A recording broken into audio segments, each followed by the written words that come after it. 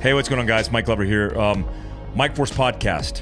I know it's been a while, and that's for good reason. We're doing a lot of stuff. Black Rifle Coffee, hosting that, as well as doing podcasts on Fieldcraft Survival.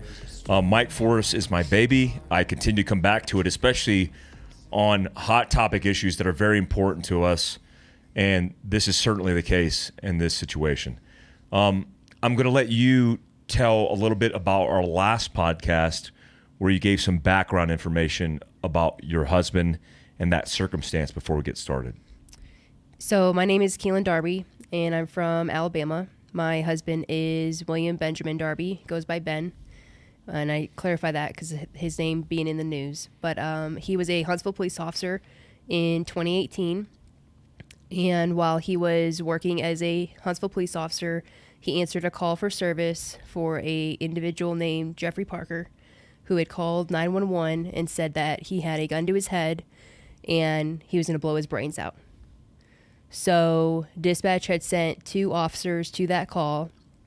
One of those officers had requested for backup on the way to the call, and Ben was nearby and said, yeah, I'll go. So he drives over there and is thinking, this is going to be a perimeter and we're going to call the guy out. And I can say this also because I'm also a police officer. So we're trained to call people out of a house or structure or whatever the case is when they have a gun and they're by themselves. And these 2 initial officers did not follow that training. So Ben gets there, grabs his shotgun, thinks there's going to be a perimeter set. To his surprise, there's not. He makes his way to the house and sees the female in the house with her gun by her side, standing 20 feet away from a guy with a gun to his head. She's not effectively communicating with him. She's not getting him to follow her commands. So Ben steps in and takes over the situation. Parker is given 7 commands to drop the weapon and doesn't do so. And then he moves his weapon from his head towards the officers, including Ben, and Ben shot him, which ended up killing him. The loss of life in any situation is tragic, but when you are given 7 commands to drop a gun, and it being a lawful order, Ben wasn't just a UPS man. He was a state-certified Alabama police officer for Huntsville Police Department, and he told you to drop the gun, and you didn't do it. He got what he asked for, and some people think that that's too harsh, but law enforcement officers have a job to do, and in today's climate, people like to see how far they can get away with that, and the respect there is gone. So ultimately, Ben shot him and killed him. He went through an investigation. All 3 officers did. He was cleared by his department, and in that clearing, the district attorney, Rob Broussard, was also present. He also cleared Ben, and they were put back out on the street. The other 2 officers were put through remedial training. Ben was not. And then about a month later, Ben was indicted, or told he was going to be indicted for murder. And then August 3rd, 2018, he was indicted and charged. In between May and August, the district attorney said, if you fire him, to the police chief, if you fire him, we won't press charges. They went back and forth on that. Ultimately, he was charged because Chief McMurray said he didn't do anything wrong. He followed his SOP, his instruction. There's no reason to fire him. COVID happened, so then we don't go to trial until May of 2021. We go to trial. Everything goes south. It was closed to the public, including me, so I couldn't be there to support him during the trial. Key witnesses weren't allowed to testify. A lot of exculpatory evidence wasn't admitted, and then the judge basically just said, it's either murder or it's not, and they chose murder. So the jury found him guilty. We go to sentencing August of 2018, and the district attorney's office says we want at least a 25-year sentence. Let me back up. January of 2018, or 2021, I'm sorry, the district attorney's office offered Ben a plea deal and said, if you take manslaughter, we'll give you no prison time, 5 years probation. No time in custody at all. Ben said, no, I'm not a murderer, and I didn't commit manslaughter. I'm not taking the deal. He knew what he did was correct. He followed his training and everything with that. So we go to sentencing, and they say, well, we want at least 25 years. Well, the minimum is 20. And if you remember, 2018, they said, just fire him and we won't charge him. And then in 2021, just take this deal and you won't have to go to prison. And now you want him to go for 25 years? So you can't tell me it's not personal between the DA's office and HPD. So ultimately, Ben gets charged and convicted and has been serving 18 months of a 25-year sentence. So August of 2021 was when he was taken away. We filed for his appeal. And in Alabama, and this is nationwide, when you file for an appeal, all those cases go to the Attorney General's office of the state. So they have to go through all these cases to see what they're going to prosecute and what they're not. And then the Court of Criminal Appeals in Alabama will decide, based off of all those cases, which ones they're going to hear and which ones they're not going to hear, which ones they're going to grant oral arguments for and which ones they're not. So to get oral arguments is like a 2% chance out of all the cases that get appealed in the state. So we filed our appeal February of 2021, August of 22, February 22. August of 22, we were notified that they granted us oral arguments, which is a huge deal because that doesn't just happen. And the fact that they gave them to us in a public setting is even bigger. So November 10th of 2022, we had oral arguments down in Birmingham, and it was before the Court of Criminal Appeals, which is comprised of 5 justices. And we had 30 minutes to plead our appeal, and then the state representative had 30 minutes, and that was it. So now we're waiting on these justices to make their decision. The hardest part right now, though, is there's no timeline.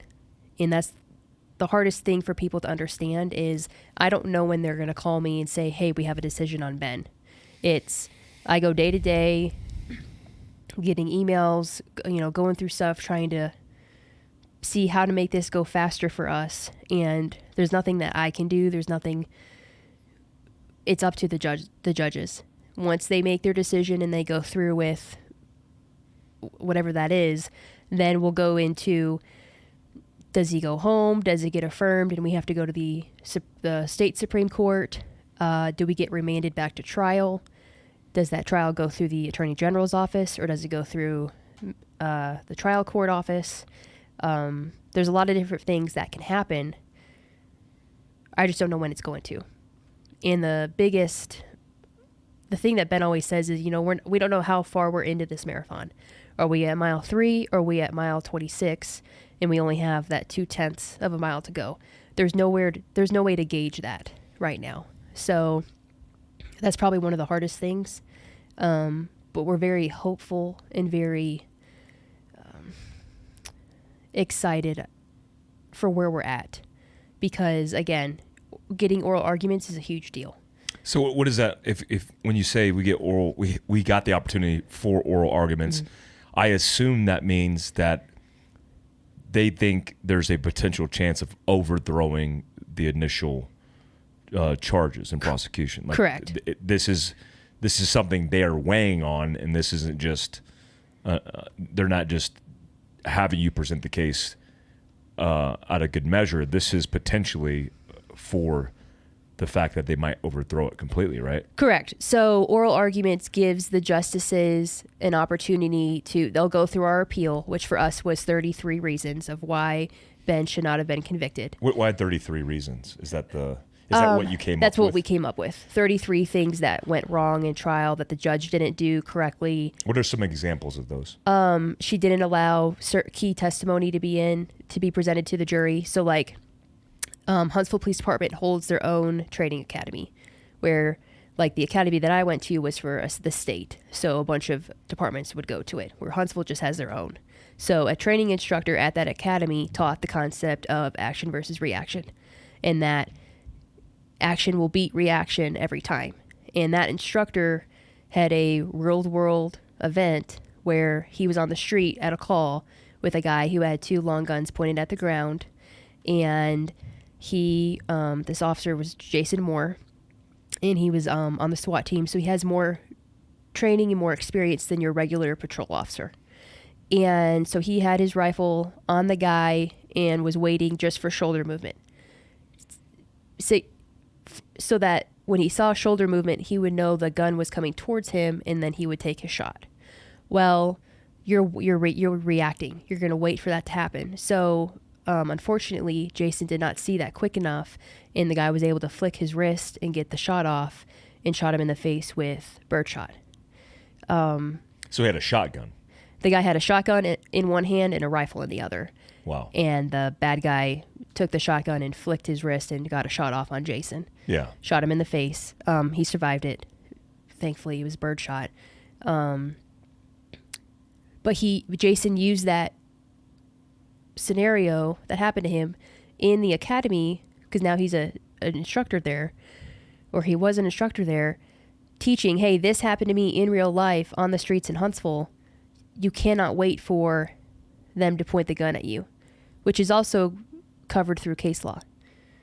Graham versus Connor, it says that you don't have to wait for the beat of the weapon to be pointed at you to use force against that subject.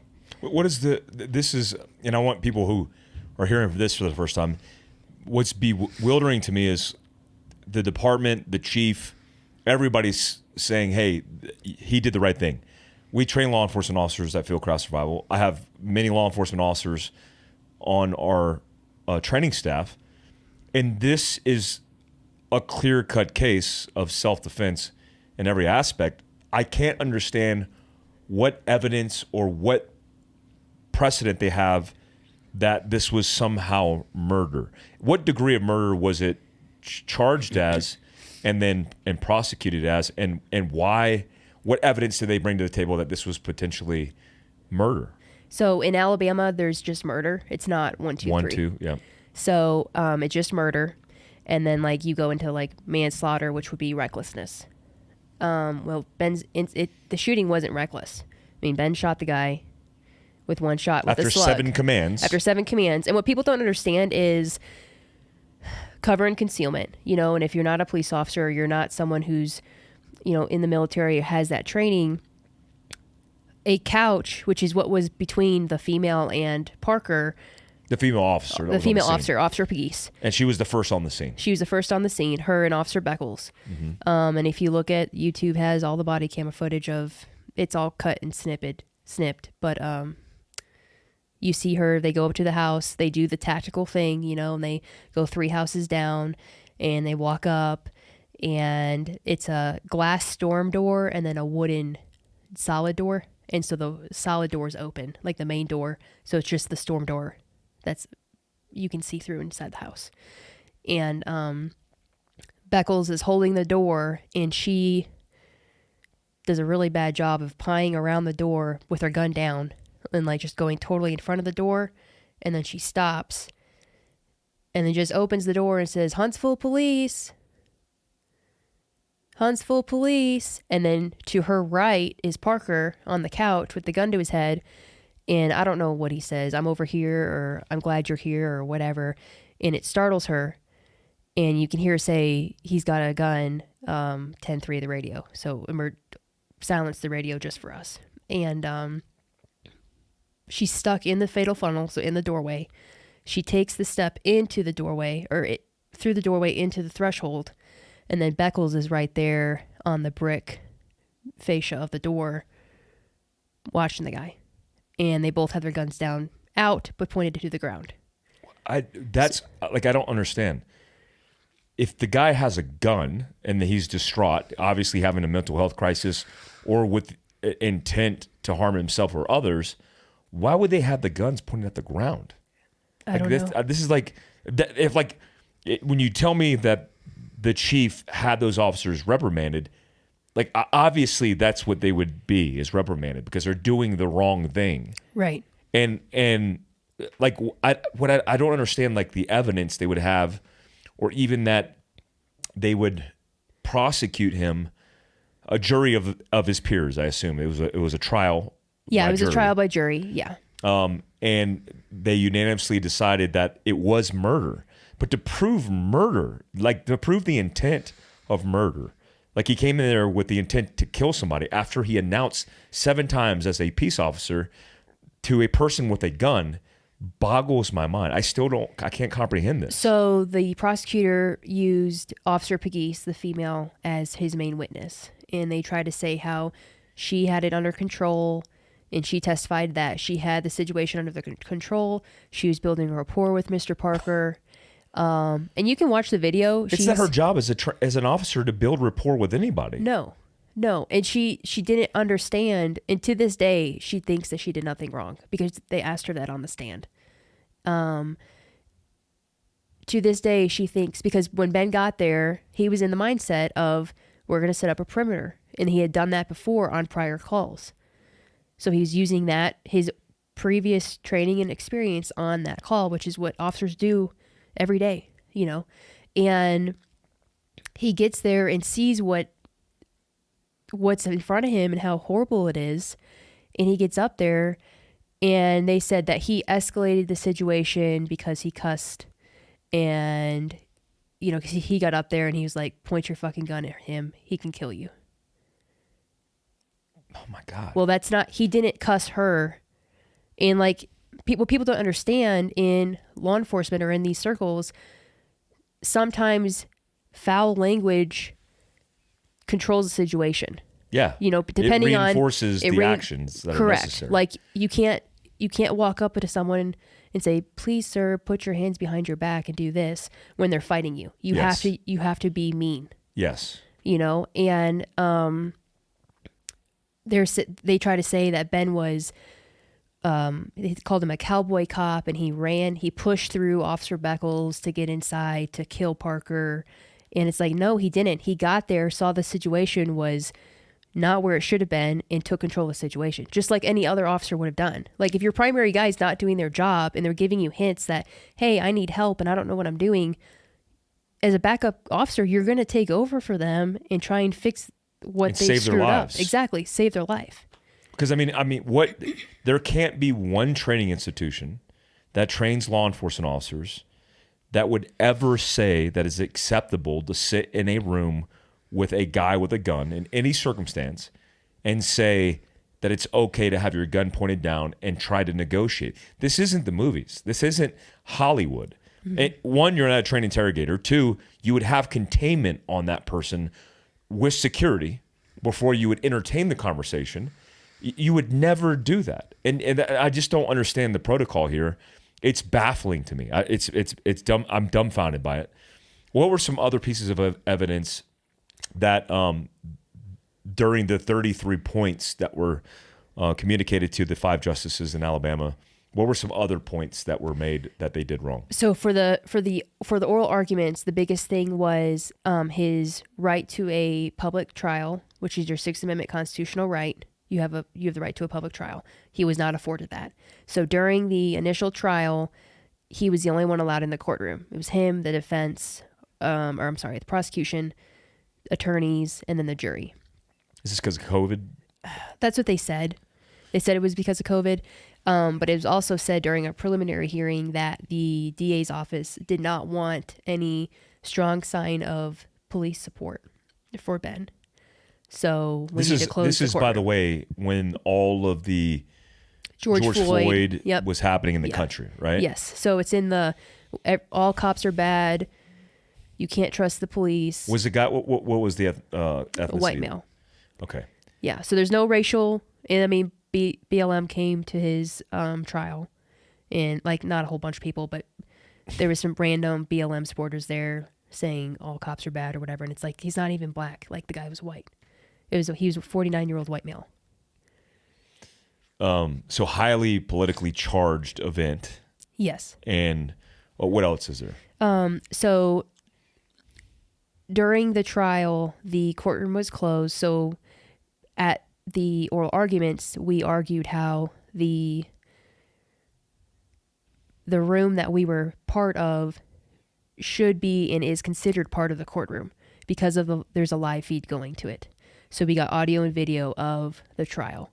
And during the trial, the judge would just randomly shut it off.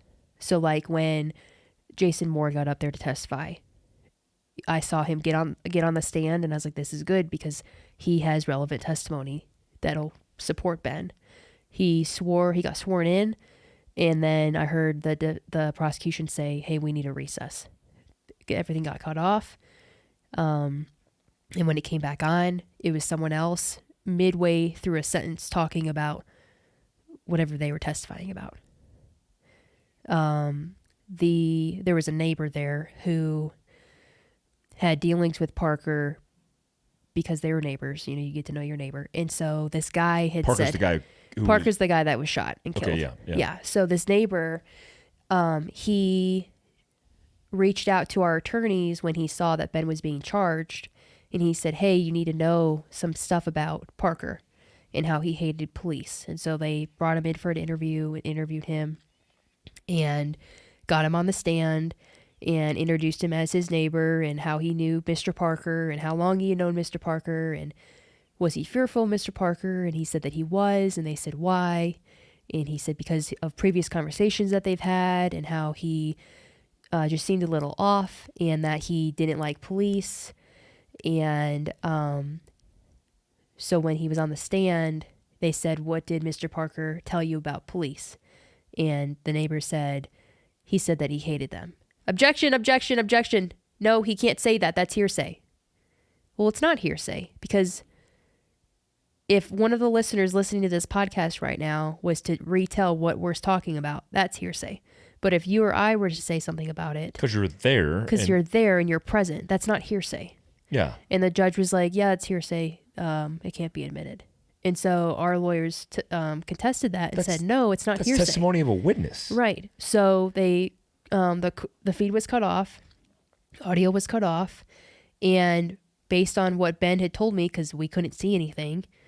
the jury was kicked out of the room, and it was just the two sides and the neighbor, and he spoke to the court reporter about that testimony. Why would they do that? Because they didn't want the jury to hear it. So this judge this was her first criminal case. She never done a criminal case before that. And if the jury doesn't know the truth, they can't make a correct decision. So, and I mean, that goes back to why would you tell the court reporter who's going to record it for if there is an appeal, it can be written down for that, for the record. But the 12 guys that are going to make the decision of is he guilty of murder or not, they're not allowed to hear it. So the district attorney is the one who ultimately brought this case. Yes. So when the shooting happened, Ben was investigated by Josh Vogel, who no longer works for HPD, but now works for the DA. Josh interrogated him, did the investigation, and when they got done, Ben said they walked out. Josh shook his hand and said, you did exactly what you were supposed to do. Don't let anyone morning quarterback you. And that's the guy that was one of the lead witnesses for the prosecution, saying how Ben screwed up and did wrong. So that ultimately led the DA to go. Yeah, because if Ben was guilty and Vogel had enough probable cause to make that arrest, he could have done it right then and there. But he didn't, because he didn't have any probable cause. Ben didn't commit murder. If he did, Vogel would have arrested him right there on the spot. Yeah.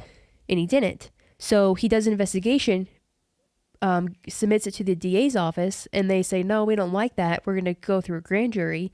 And then they tell the grand jury, you know, he's a horrible person, indict him, and they indict him. I mean, getting a grand jury indictment is not hard. In the middle of the most toxic yes, law enforcement and societal issue in modern history. Yeah. Who was the DA that brought the charges? Robert Broussard. And he's still around? Yeah, so he got reelected this past November, and that's Madison County. I live in Morgan County, Alabama, and no one ran against him, so he just got it. But I had a couple people from Madison County that voted over there, either post on our Facebook and Instagram or just send me a message, and they wrote Ben Darby in as a candidate. So I thought that was funny. Oh, that's crazy. But that's awesome. Was it on the? What is it on the? Oh, they wrote like as in a write-in ballot. Yeah, yeah, because it had Rob Broussard and then it had write-in, and people would put William Darby. And I thought that was so cute. He was the DA at the time. He was the DA at the time, and he still currently is the DA. And what's interesting is there have been several cases similar to Ben's since Ben's incident, and none of those officers were charged. I'm not asking for that. I don't want anyone to have to go through this nightmare that we've gone through for the last 5 years. Yeah. But most recently, like a month ago, 5 HPD officers shot a man who had a gun to his head. A month ago. Okay. And what happened?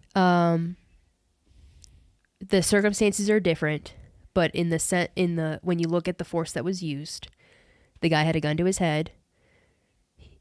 The officers told him to put the gun down. He didn't put the gun down. The gun moved. An officer shot him. 5 officers. All 5 shot them. All 5 shot. And then what happened? The state's investigating it, because ever since Ben's investigation, Huntsville police doesn't investigate their own officers anymore. See, this is what's bizarre. The biggest problem I see in all of this is Huntsville and Alabama creating a nationwide precedent over the use of force policy that law enforcement officers are trained on, and then they work within via their own policies in the law in every law enforcement agency in the country. So now they're being investigated. That's a clear-cut case of self-defense. Or in Huntsville, Alabama, it's a clear-cut case of murder, is what you're saying. Right. And so the district attorney's office isn't doing the investigation. They're waiting on ALEA, which is the state investigators, to be done, which is normal. Every officer involved shooting, you're going to have an investigation done. When they come back with their decision, clearing these 5 officers, well, what about Ben Darby? Dude, this is insane. Like, I don't understand I don't understand what you're supposed to do, because you don't. Everybody knows about action and reaction. Everybody knows about immediate action and how you don't have enough time. And the equivalent would be, so we're saying the guy has a gun to his head. Let's just say the guy didn't have a gun to his head and the guy had the gun holding it next to his waist. If he's given clear and concise instructions to drop the gun and he doesn't follow a lawful act and he moves at all, even if he doesn't move, most states, if you have the gun for a civilian, not even a peace officer, if a person has a gun and the person who perceives that person's a threat to his or her bodily harm or life can use self-defense, including lethal force, right, to kill that person with a firearm in their hand. I mean, there's plenty of case law of officers killing suspects who were running with guns or moving with guns or even breaking contact with a gun. You bring up a good point, because in 2018, they had the Galleria shooting in Birmingham, which is a big mall. It was Thanksgiving night or Black Friday, and it was an active shooter in the mall, and it was a black male shooter. That's all that went out over the radio, with a black male with a gun shooting customers. Officers in the mall saw a black male with a gun and shot him. It was the wrong guy. The Attorney General, Steve Marshall, which is still the Attorney General right now in Alabama, investigated that case and said, quote, "I can't ethically charge this officer because of case law. Graham versus Connor, Penley versus Esslinger, Montoot versus Carr. I could continue on." End quote. So to your point, officers kill people, they shoot people that are armed just because they have a gun and they don't put it down, or they have a gun and they see them as a threat, which is backed by case law. And the Attorney General said, yeah, that's a good shoot. But why haven't you said anything about Ben Darby? How is that okay, but Ben Darby's isn't? 2019, Huntsville had a officer-involved shooting with Crystal Ragland, a female veteran going through PTSD. Walked outside of her apartment, popped off a bunch of shots, went back inside. HPD got there, knocked on the door, took cover like you're supposed to. She comes out with a gun in her waistband. Crystal, keep your hands up. Keep your hands up. Don't touch your weapon. She goes to get her gun, never makes contact. Goes like this to get to it, and they smoke her. Never has possession of the gun in her hand. They're not charged. They're not sitting in prison for murder. How is a trained police officer who tells someone to drop a weapon 7 times on camera, 6 more than he needed to, and the gun is produced towards him, he's going to jail and he's going for murder for 25 years, but someone who the suspect doesn't even get control of the weapon, no, that's okay. That's the wrong guy, no, that's okay. And it's Alabama, a red state. I don't understand that. Who's fighting for you? Who's in your corner, and who's making headway in any way right now? So from the very beginning, we had Lisa and Jay Merkel. They're from Pennsylvania, the Blue Justice Project. They reached out to Ben, I think a week after his shooting, the actual incident, and said, hey, we want to support you.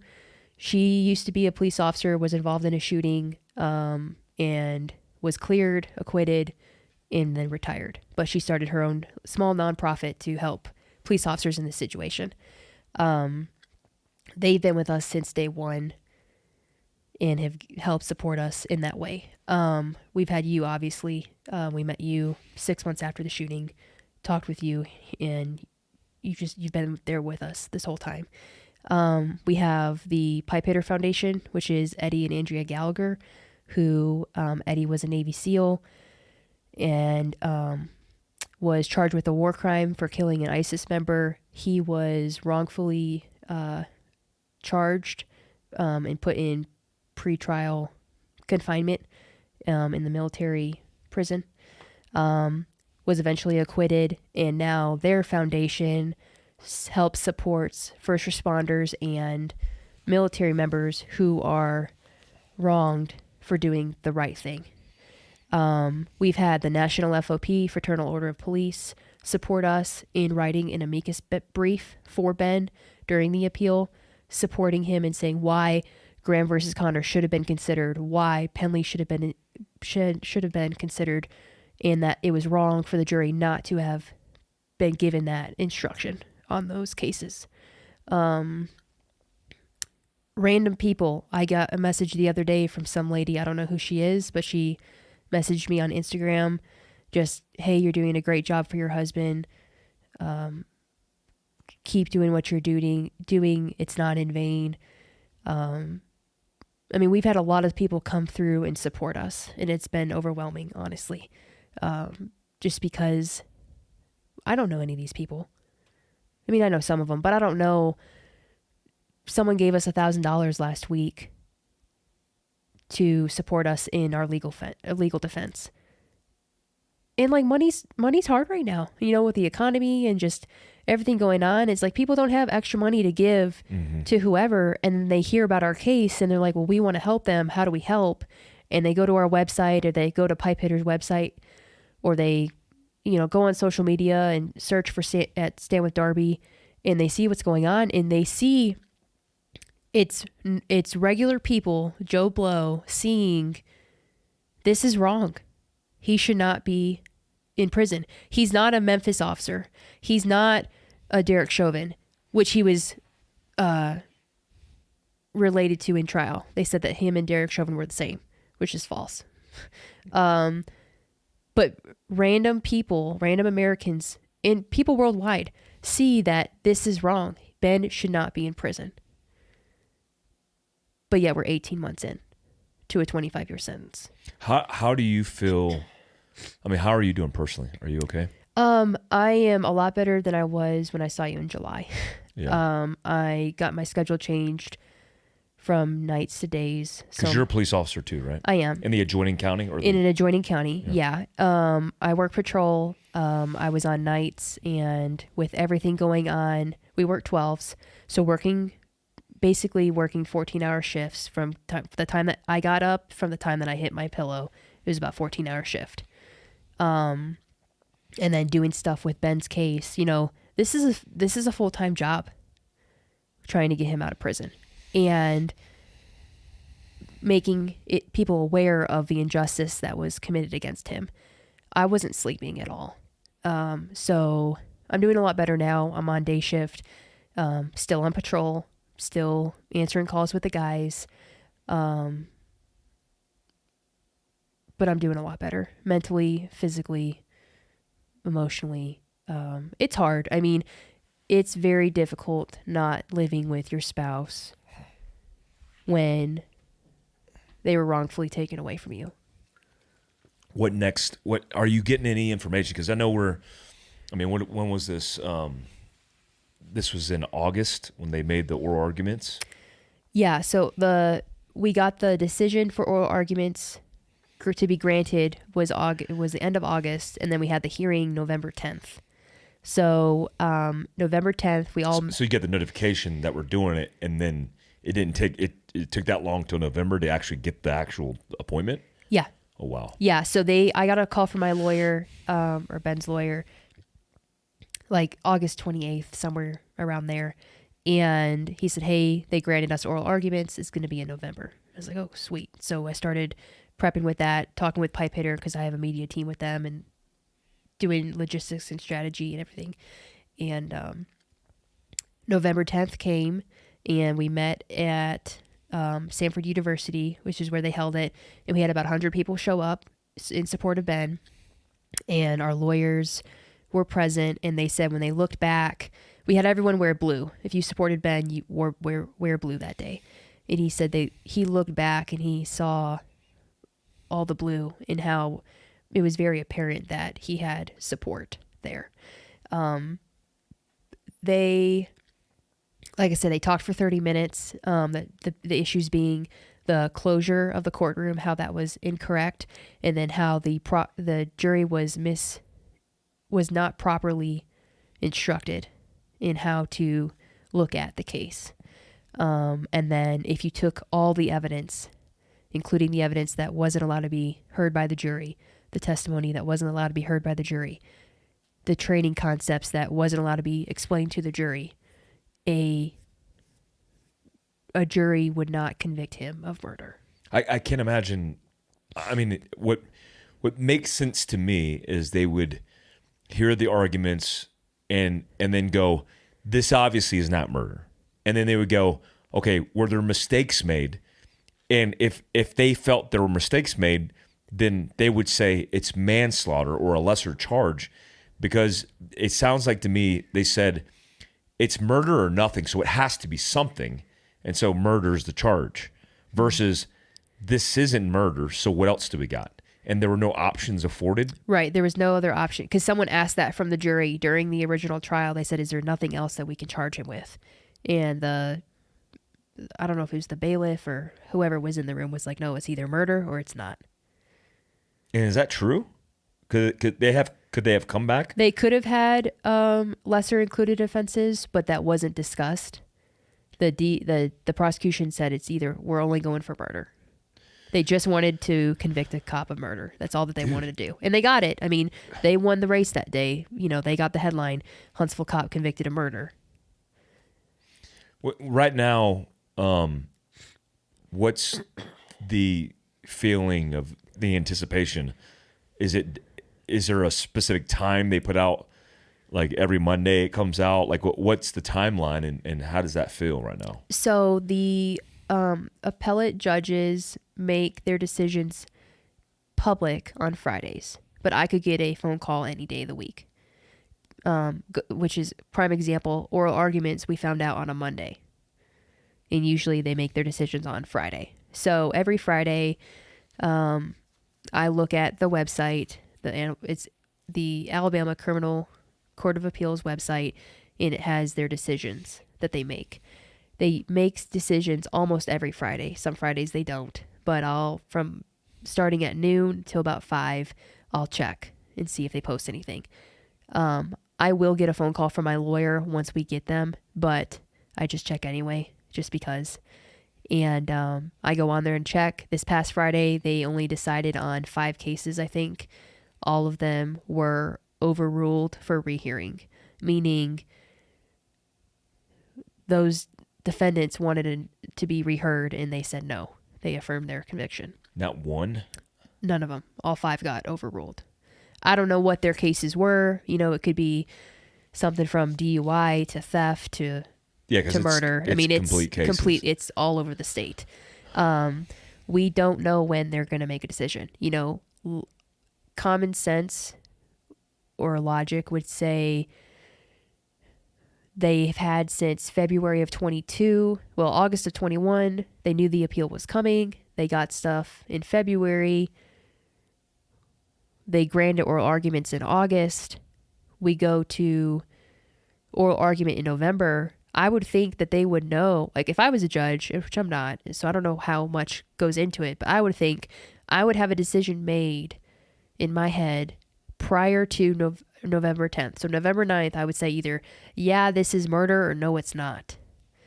But I'm going to hear what they have to say on November 10th. And then if that changes my decision, let it change my decision. But come November 11th, here's the case. Here's the decision. Issue it. And it's we've been waiting for 3 months. We're going on 4 months next month since oral argument. So I don't know what the holdup is. I don't know if this most recent shooting is causing a delay from Huntsville. I don't know. All I know is that they're going to make a decision. We're very hopeful, again, because they wouldn't just give us oral arguments to waste our time, because they have to travel, they have to prepare. It would be a waste of their time to just affirm the conviction, and then we would have to go to the state Supreme Court. What is the statistical probability of them just throwing it out? Or does it based on this process, have to go back to trial? So there's several things that could happen, and I don't know that number, but they could affirm it and say, yeah, he's guilty, and then we would have to go to the state Supreme Court. Or they could reverse and remand it back to trial. If they do that, it would go to the Attorney General's office, Steve Marshall. They'll review it. They'll review it, and they'll have 2 weeks to decide, yes, we're going to prosecute this, or no, we're not. If they say yes, then they have to decide, and this is how it's been explained to me, or to my understanding, the best that I know. If they say yes, then they decide if they're going to prosecute it, or if they want to kick it back to the trial courts in Madison County. If they say no, we don't want to prosecute this, and we're not going to send it back. So the Attorney General has the option to say, hey, this is wrong. He didn't commit murder. We're not going to prosecute him. But he hasn't done that yet. He hasn't said a single word about Ben's case in the last 5 years. Why is that? I don't know. Who's the governor of Alabama? Kay Ivey. And I know where you're going. She cannot give she can't pardon him. She can't? No. In Alabama, that power was stripped from the governors because a prior governor, I guess, got in trouble, and they didn't want him to be able to pardon himself, so they stripped the pardon power away from the governor because of that. The president of the United States can, though, right? I believe so. Yeah, they could commute his sentence, and so could the governor. They could commute Ben's sentence, so it wouldn't take the felony away, but he would get out of prison.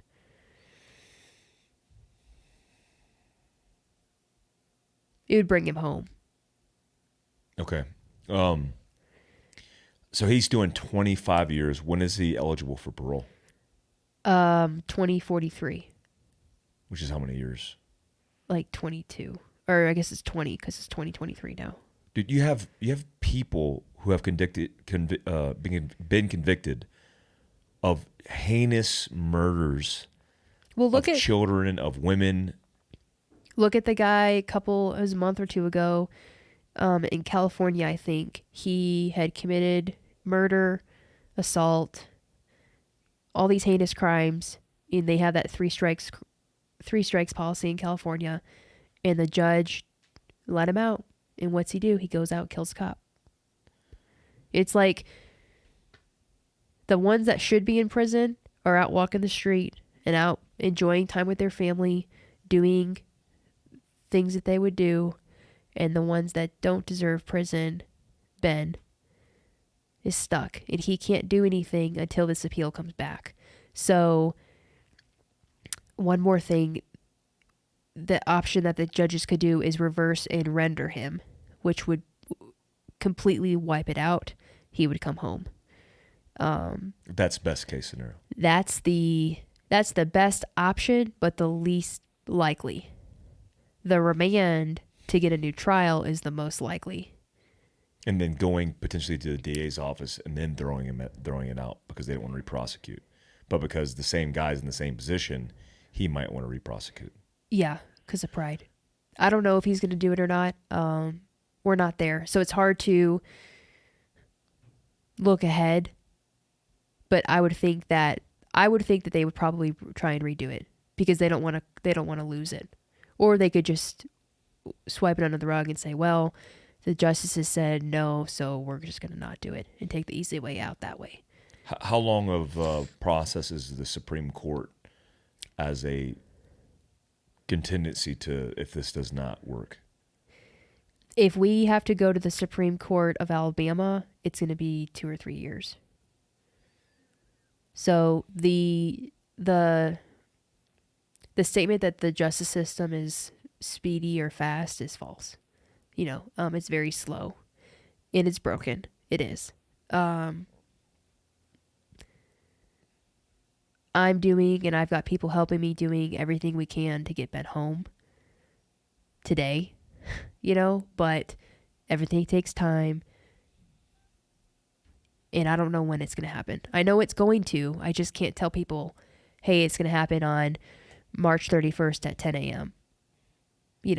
What can people do right now to support you? Is there something, like what's the top tiered need right now? Can people write somebody? Can people donate? What's, if you had to line out right now, the biggest priorities that people could help with, what would that be? So financially, we need help because we're 6 figures into this, and I'm a police officer on a police officer salary. So we've had a lot of people donate, and every cent, like I came out here on my own money. I didn't use fundraising effort to come out here. Every cent that we get goes to his legal defense. So I would say that's our biggest need, and people can go to our website at standwithdarby.com or pipehitterfoundation.org has a link also, and they could donate through there. I've had people write the appellate judges, and I've had people write the governor. I don't know if it's doing anything, but it's at least another, hey, here's Ben Darby. Hey, here's another reminder about Ben Darby. Hey, why is he still in prison? I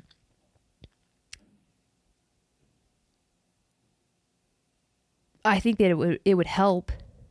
I just don't know how much of a help it would be for people to write them.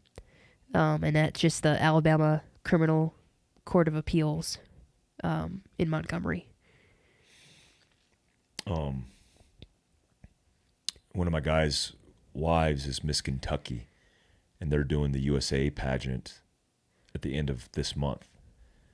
And I wonder if I can get a hold of her to communicate, even send her the first podcast that we did to Miss Alabama, because I'm sure she has a lot of influence, at least a network of influence within the state, to maybe even get a time and place to be able to communicate this circumstance, because it should be on the forefront. Is there any media or personalities in Alabama that are advocating for this in any way? Has there been a news report about this? It just seems really wonky that there's nobody offering the story even of what took place. Yeah. So recently I was on Phil Williams' show. He is a talk radio host in Alabama. He had me on to talk about it because the state FOP president is Everett Johnson, and he did a write-up with, I think it was Newsmax, on how police use of force needs to be looked at across the board in a fair manner, and how when you look at Ben's police use of force, he wasn't judged the same way another officer would have been, which is wrong.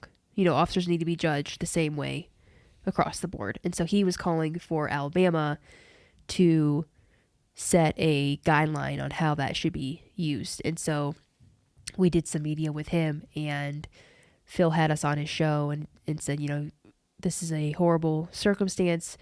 You have a voice on my show. But in the sense of, is there anyone big in Alabama fighting for him? No. I mean, me, I am. There's people around me that support us, but he's in the news whenever his case comes up or something is filed, which right now nothing's going on. Back in November, there was a lot of news on him because oral arguments are up and he might get his conviction reversed and everything to do with that, but there's not a powerhouse hitter out there saying free Ben Darby. What about Congress representative? I spoke with a representative for, I can't think of his name right now. But at your district, was it your district house representative? Yeah, and he said, this was back around the holidays, he said, let me talk with my people and circle back with me and we'll talk about it. And I need to do that still. I haven't made that connection again. There's a lot of sympathy and a lot of empathy, but people have other stuff going on, and it's I've got my problems. I'm sorry you're going through that, but I've got to deal with this. This is frustrating. This frustrates me every time. And people want police officers, when you call 911, especially today, let's look at Memphis. You don't want those guys coming to your house because they're not good cops. They're not good officers. Yes, I'm biased because it's my husband, but you want a trained officer to come when you call 911 to answer whatever your problem is. You don't want a person who had a felony conviction and somehow became a police officer and now is out serving and protecting, but they might be doing it. They're doing it for the wrong reason, and that's a whole other talk for another time on just how policing has changed in the standard that they hire. A lot of people have asked me, why are you still an officer? How can you still be an officer knowing that your husband did everything right and now he's in prison? Because I still believe in the job. I still believe you need good officers to do this job and to handle things. And I believe I'm capable of doing that. May 7th, when I heard the verdict, I was like, forget this, I'm done. And that was an emotional thought that I had. But after coming out of that and looking at everything and analyzing everything, I still love being a police officer. We see the darkest times of people and what they're dealing with, but we also are there to help bring them out of those dark times, and I still enjoy doing it, or else I wouldn't, and it's not, I don't want to use Ben as a crutch. And there have been people who have got out of policing because of Ben. And it's yes, I guess that's valid, but don't use him as an excuse for not do a job that you can and should be doing. Mm-hmm. Yeah, somebody's going to do it. It's a difficult job, but just like the military, we're dealing with very difficult political circumstance, but that doesn't mean there aren't people that still need to continue to do the job because the job is important. Right, exactly. Yeah. All right. Well, You guys can see the links down below. We're going to do our best, again, to push this as much as possible.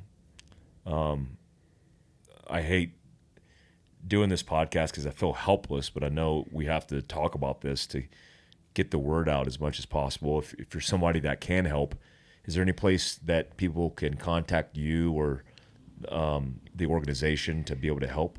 Yeah, so if you go to our website, it's standwithdarby.com, and then at the bottom, you can fill out a message box to send me an email. The email is standwithdarby@gmail.com, so people can reach me there. All of our social media is at standwithdarby, so it's pretty across the board.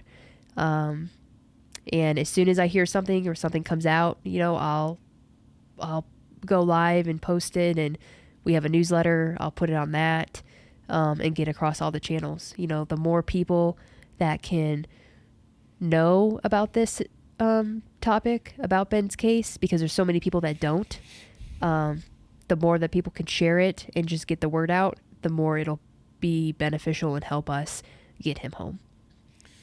All right. Thank you for coming on the podcast. Thank you, Mike. Guys, check out the links below. We'll make sure we put them there for your ease of clicking. And it's standwithdarby, DARBY, Yeah. @gmail.com. Thanks, guys.